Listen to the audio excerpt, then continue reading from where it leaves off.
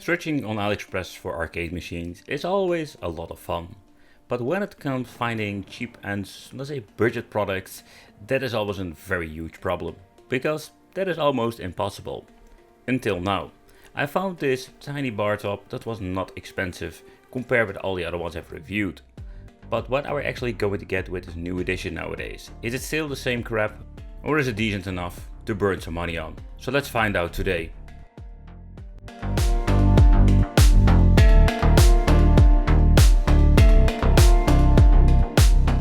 The 12-inch mini emulator console or game system or arcade is very interesting. We do have a lot of cool options implementing it with an extra monitor or having an option to have an additional controller. We're going to do a quick chat of everything and also the software. Because when it comes to these cheap devices, I have seen a lot of concessions that we need to make. Unfortunate, they can make this thing with a Pandora's box that makes it so much easier to replace or upgrade. And some Pandora's box is not that bad, but unfortunate, there were some things of this device that I didn't like. So first of all, when it comes to the, let's say the way how this thing just plays when it comes to the controls, but also the audio, there were some bad things to it, but I found it a little bit of a bummer. Beside that, I did like it. So let's talk about it all. The first model I reviewed back in the day was surprisingly quite cheap. I think I paid $125. It's not that cheap anymore, unfortunate. But the overall experience was not that great. We had a very poor display, but the overall colors were not super bad. And my first edition came with a lot of dead pixels in the display. Still, I didn't want to complain too much because €125 I paid for this is absolutely dirty cheap. But price and quality wise, there is in that case nothing to complain there. But the older model, I couldn't really recommend it because it had a lot of issues also with the emulation. And not even to start over the menu that looks absolutely horrible. There was no quick load, quick save menu. This thing was just plug and play with no extra features implemented. That brings us to the new model. The new model has some new features. I was surprisingly to see that they updated the system. If they're watching my video, I have no idea. But there was also no indication that it was like the version 2.0 or 3.0. Another weird, like confusing things that they're doing over there. The layout and everything the case, they didn't do any updates whatsoever. And the overall performance of the joystick, I must say it is not bad at all. It's your typical wiggle stick, but the overall gameplay experience was quite pleasant. The button layout, let's take a close look at that. But okay, so what you're going to get is the 6-button layout with the long travel Chinese buttons, and the touch itself, it's not really bad. I must say I've played a lot with it before making this video, but it would be great to have like somewhat clones at least. Then we're going to get ourselves the coin start and plastic. The reset button. But there are some things that we need to know. First of all, like the coin start and reset are all fun and work fine, but the first option you only have is when pressing the coin start in the MAME, you can pause the game. That's the only thing. But when you're pressing the reset button, there is no quick load or quick save menu. Nope, when you press it, it just instantly go back to the freaking main menu. So how about the case design? I personally really love the case design itself. So first of all, the angle of the display is absolutely amazing. Then we're going to get ourselves the way how this thing just looks. It's full made of plastic, so you do have a plastic fantastic feel to it. So with the original review, I didn't do a teardown. I must say that I did regret it up to today. So I'm more like, a lot of people were asking me like, hey, can you do a teardown? And I was more like, okay, I got this new model, so let's do a teardown. But I can tell you when I'm doing teardowns of these devices, especially when they are fully made of plastic, most of them like click together. So I'm hoping I can do a teardown and basically like keep this thing like in working condition. The only downside I already noticed, there's only 2 screws I cannot reach. And the reason why is because they are too deep inside the machine. But let's remove all of them that we can remove, for example the ones over here that holds the shells in place.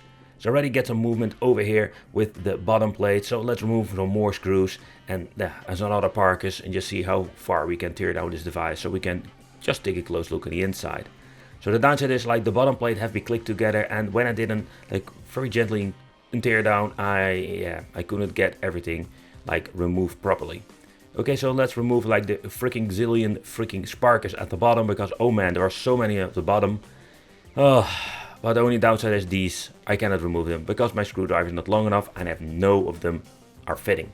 So like this one, it's too thick, it's too long enough, but you can see like I can't get it in. So that's a little bit of a problem. And yeah, so we cannot do a full teardown.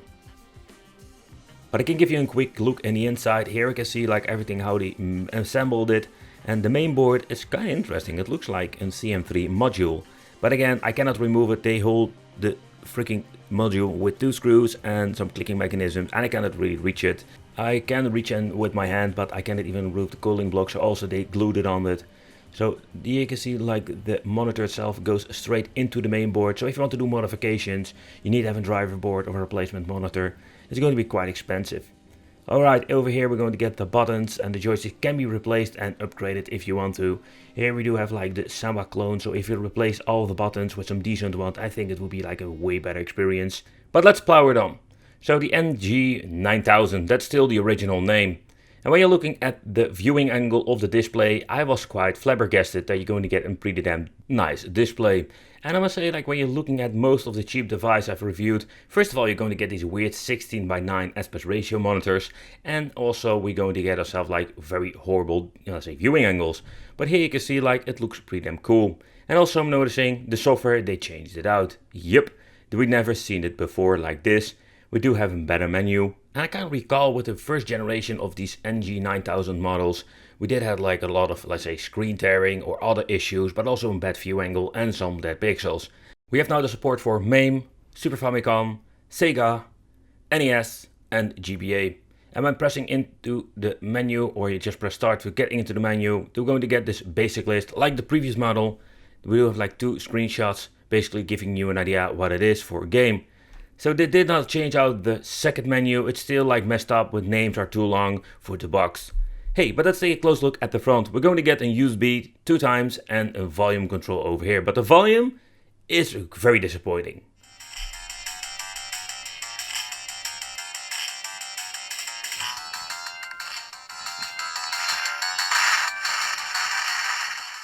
So sadly, the volume control is all fine and working good, but when you're looking at the audio quality, it's pretty damn bad. The controller itself, it's okay quality. It's not the best controller I've ever seen, but it's better like the chemical ones you get with Super Console X.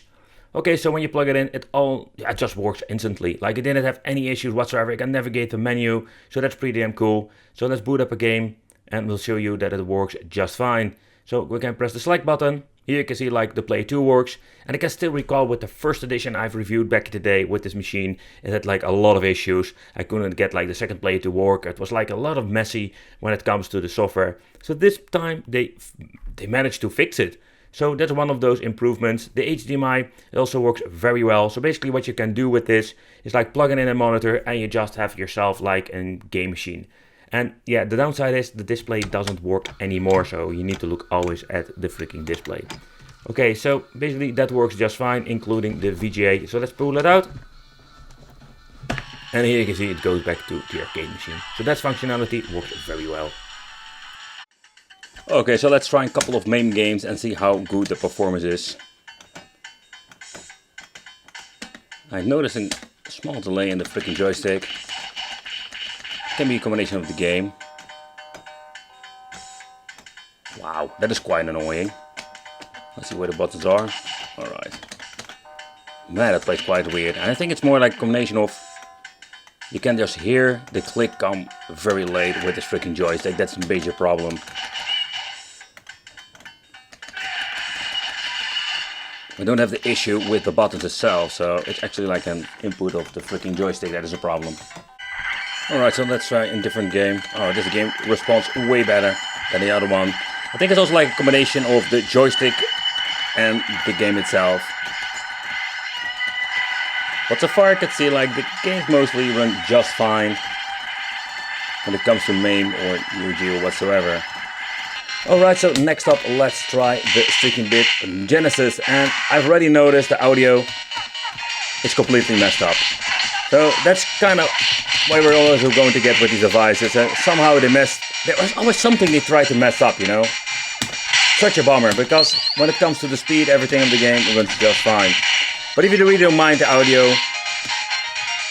beside that, it seems to be running just fine again.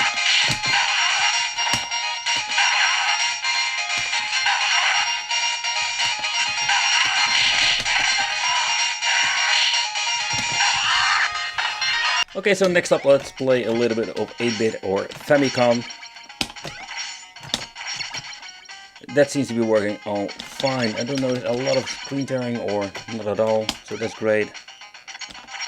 So here you can see like they messed up the 6-bit Genesis, but they seem to be like having the 8-bit nailed.